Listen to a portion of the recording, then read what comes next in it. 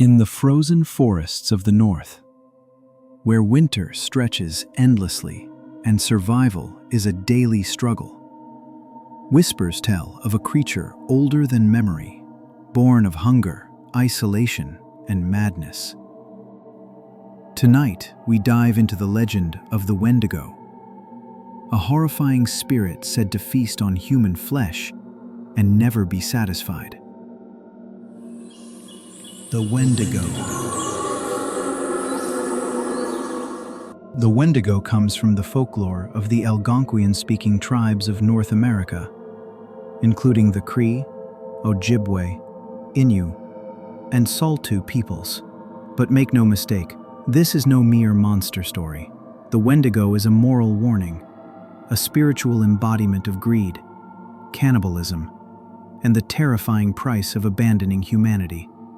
In these tales, a person who succumbs to hunger and resorts to eating another human being, even in desperation, may become possessed by the Wendigo spirit, or transform into one themselves. The creature is said to grow larger with every meal, forever starving, never full.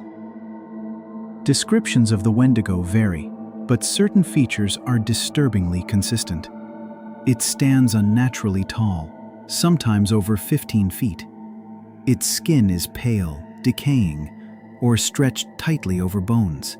Some versions depict it with glowing eyes, long claws, and the head of a skeletal deer, antlers twisted like tree branches.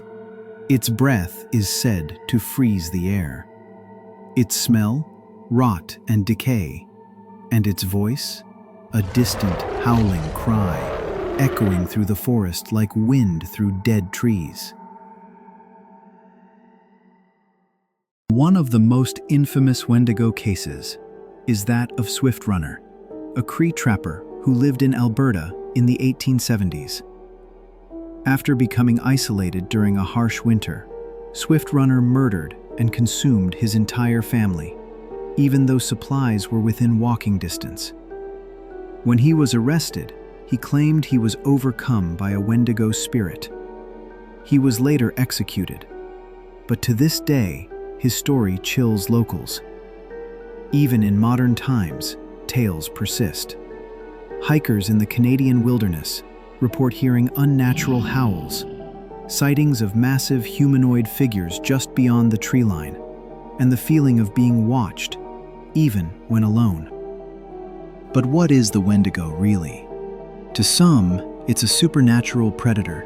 To others, it's a metaphor, a spiritual illness representing insatiable greed, self-destruction, and colonial exploitation. Psychologists have even used the term Wendigo psychosis to describe individuals who develop a craving for human flesh, despite having access to food. It raises a terrifying question. What if the monster isn't out there, but inside us, waiting for the right conditions to emerge? So the next time you venture into the cold woods and you feel the wind shift, if you hear a howl in the distance, and if something tall, thin, and hungry watches from the trees, you might want to run. Because the Wendigo does not forgive, and it never forgets. If you enjoyed the story, don't forget to like, subscribe, and share your own legends in the comments below.